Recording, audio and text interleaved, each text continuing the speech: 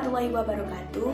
Halo teman-teman, perkenalkan, saya dari kelompok 1 mata kuliah Asesmen Pendidikan dari Prodi Pendidikan Sejarah dan Sosiologi 2020. Nah, di sini saya akan menjelaskan tentang penggunaan tes psikomotorik pada siswa di SDN 2 Wonomulyo. Sebelum kita masuk ke dalam materi, saya akan memperkenalkan anggota dari kelompok 1, yaitu yang pertama ada saya sendiri, Devina Maharani, yang kedua ada Nikmatus Salsabila, dan yang ketiga ada Yosua Rivaldi. Nah teman-teman, untuk mempersingkat waktu, mari kita lanjut ke dalam materi. Tonton sampai akhir ya, akan menjelaskan tentang psikomotorik.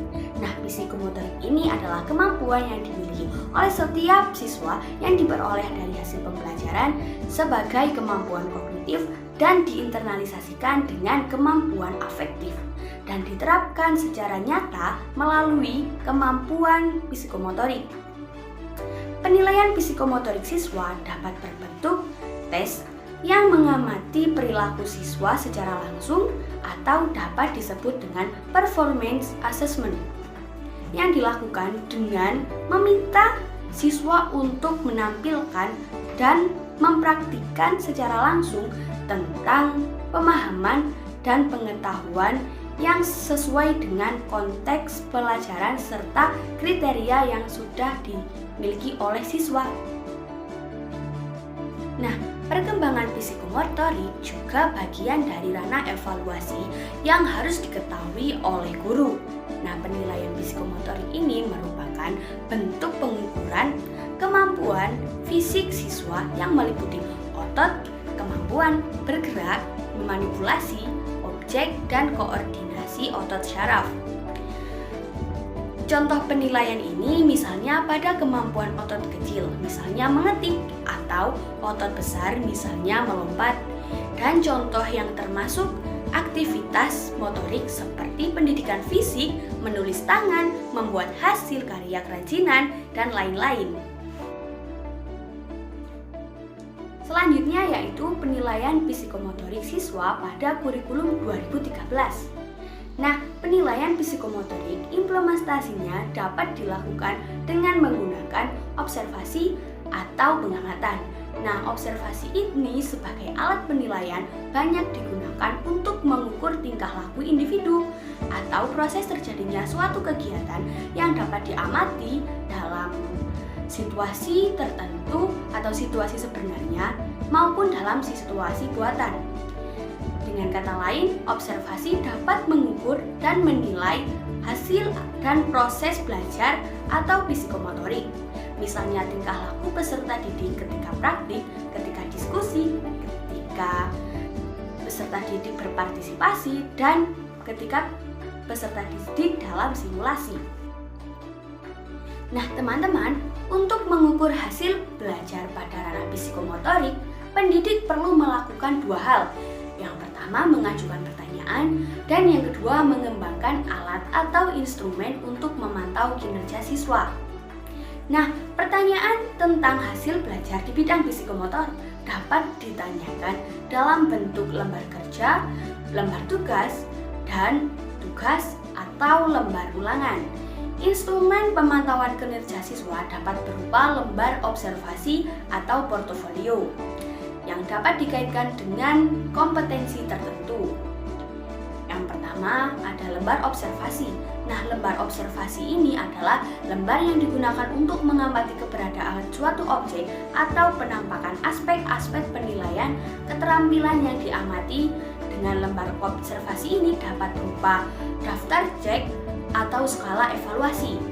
Yang kedua, ada skala penilaian, yaitu lembar yang digunakan untuk menilai kinerja siswa atau dengan menilai kualitas pelaksanaan aspek keterampilan yang diamati dengan menggunakan skala tertentu, seperti skala 1 sampai dengan skala 5. Yang ketiga, ada daftar periksa berupa daftar pertanyaan atau pernyataan yang jawabannya hanya perlu mencentang saja. Nah, jawaban yang sesuai dengan aspek yang ditinjau. Yang keempat, ada portofolio kumpulan karya siswa yang dihasilkan secara teratur dan berkesinambungan bahwa peningkatan kemampuan siswa. Pembuatan instrumen indikator masalah psikomotor dapat berisi lebih dari satu kata kerja operatif.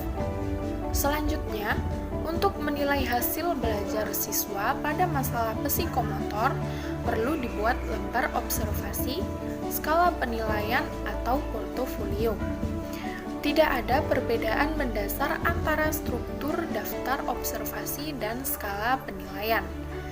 Penciptaan kedua instrumen tersebut harus berdasarkan soal atau lembar tugas atau lembar kerja yang diberikan kepada siswa.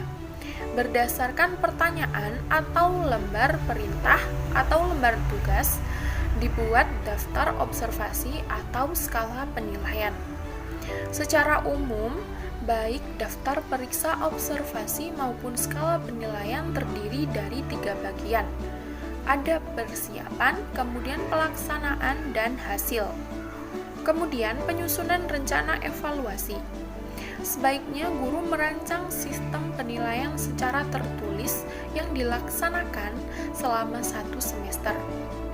Langkah-langkah untuk menulis rencana evaluasi adalah melihat kurikulum yang ada, kemudian mengembangkan sistem penilaian berdasarkan kurikulum yang telah disusun. Sistem evaluasi yang dilakukan oleh guru semakin sempurna atau semakin memenuhi prinsip-prinsip evaluasi. Yang kemudian ada pengaturan grid.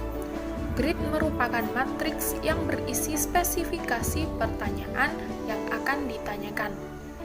Kisi-kisi tersebut menjadi acuan bagi penulis soal, sehingga setiap orang yang menulis soal akan membuat soal dengan isi dan tingkat kesulitan yang relatif sama. Alat asesmen psikomotorik terdiri dari pertanyaan atau petunjuk dan pedoman asesmen untuk menilai kinerja siswa dalam melaksanakan perintah atau pertanyaan tersebut. Kemudian, persiapan pertanyaan.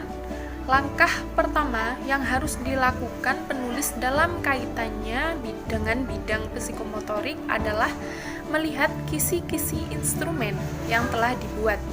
Soal perlu diterjemahkan dari indikator dengan memperhatikan materi pembelajaran. Soal ranah psikomotor untuk ujian tengah semester dan ujian akhir semester yang biasanya sudah sampai pada level manipulasi psikomotor mencakup beberapa indikator. Kemudian, pedoman evaluasi. Pedoman penilaian dapat berupa daftar periksa observasi atau skala penilaian yang harus dikaitkan dengan item. Soal lembar tugas atau pekerjaan dijabarkan lebih lanjut ke dalam aspek keterampilan yang diamati. Evaluasi ruang psikomotor. Bidang psikomotor biasanya dinilai dengan tes kinerja atau tes tindakan. Aspek penilaian psikomotorik terdiri dari meniru atau presisi, memanipulasi, eksekusi dengan prosedur atau presisi, kemudian melakukannya dengan benar dan tepat atau artikulasi, dan bertindak secara alami atau naturalisasi. Kriteria merupakan pedoman untuk mengevaluasi kinerja atau pekerjaan siswa. Dengan adanya kriteria, penilaian subjektif atau tidak adil dapat dihindari atau paling tidak dikurangi. Guru lebih mudah menilai prestasi yang akan dicapai oleh siswa, dan siswa terdorong untuk berbuat yang sebaik-baiknya karena kriteria penilaiannya sudah jelas. Kriteria terdiri dari 2 hal yang saling berhubungan. Yang pertama adalah skor, dan yang kedua adalah kriteria yang harus dipenuhi untuk mencapai skor tersebut. Kemudian, evaluasi dan interpretasi hasil evaluasi. Hal pertama yang perlu diperhatikan dalam penilaian adalah ada atau tidaknya perbedaan pembobotan setiap aspek keterampilan pada skala penilaian atau checklist observasi.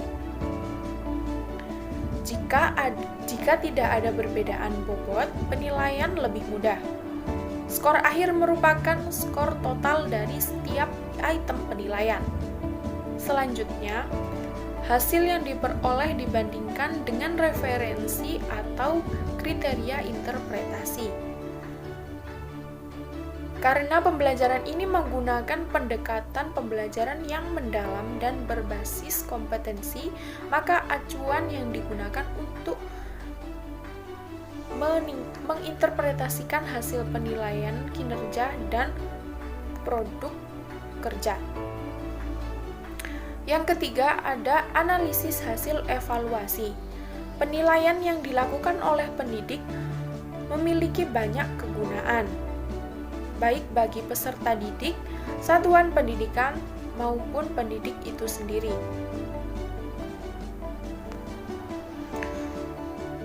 Maka, perlu dilakukan analisis terhadap hasil tes atau penilaian yang dicapai oleh siswa. Penilaian psikomotorik pada kurikulum Merdeka.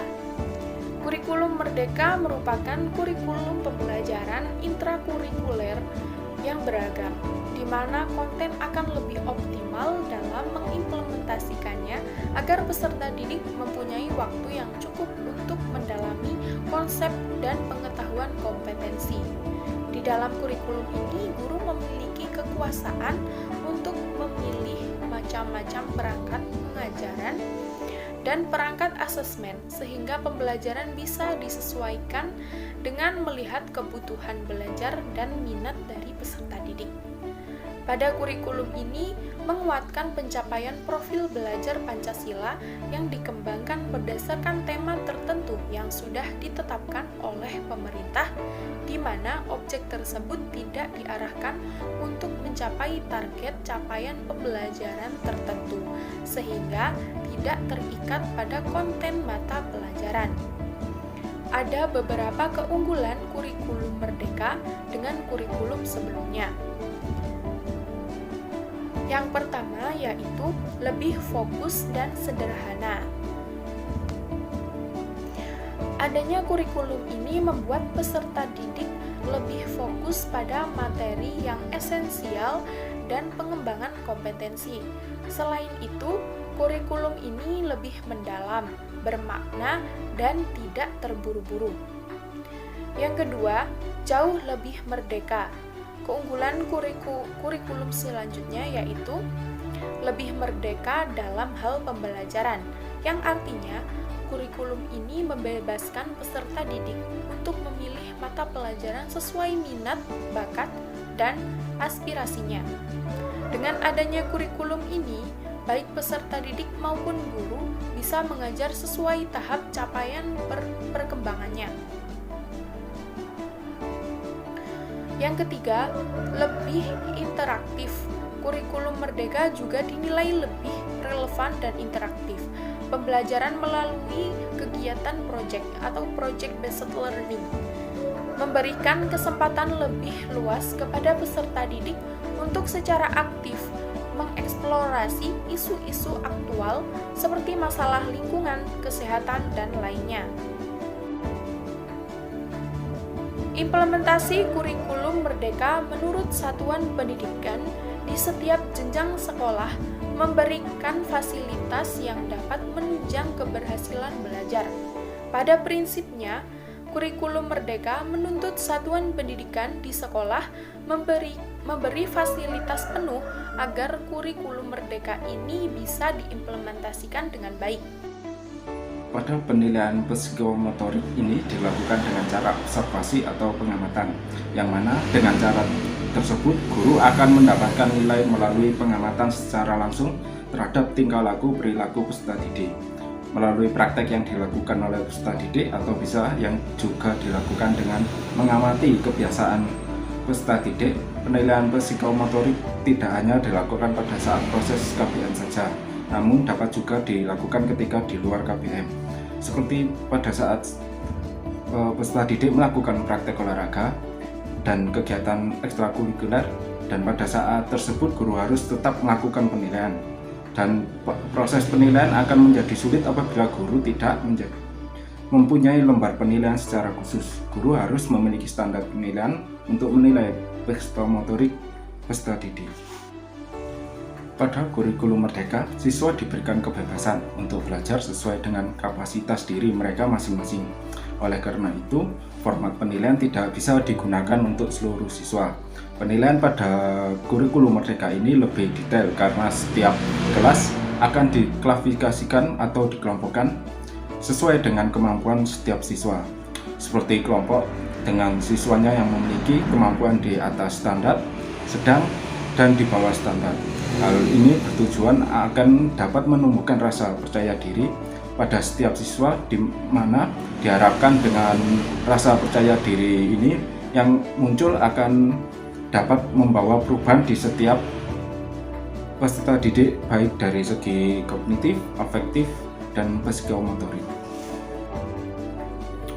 Secara penilaian psikomotorik peserta didik baik menggunakan kurikulum 2013 maupun kurikulum Merdeka sama-sama menggunakan observasi atau pengamatan terhadap siswa. Namun yang membedakan adalah pengklasifikasian sesuai dengan kemampuan peserta didik. Kurikulum Merdeka berfokus mencari dan menemukan minat bakat peserta didik sehingga guru juga lebih mudah dalam melakukan penilaian. Nah, untuk perbedaan mendasar pada penilaian kurikulum 2013 berdasarkan aspek pengetahuan, aspek keterampilan, aspek sikap, dan aspek perilaku. Sedangkan untuk kurikulum Merdeka mengutamakan penguatan profil Pancasila, kegiatan intrakurikuler dan ekstrakurikuler. Terima kasih.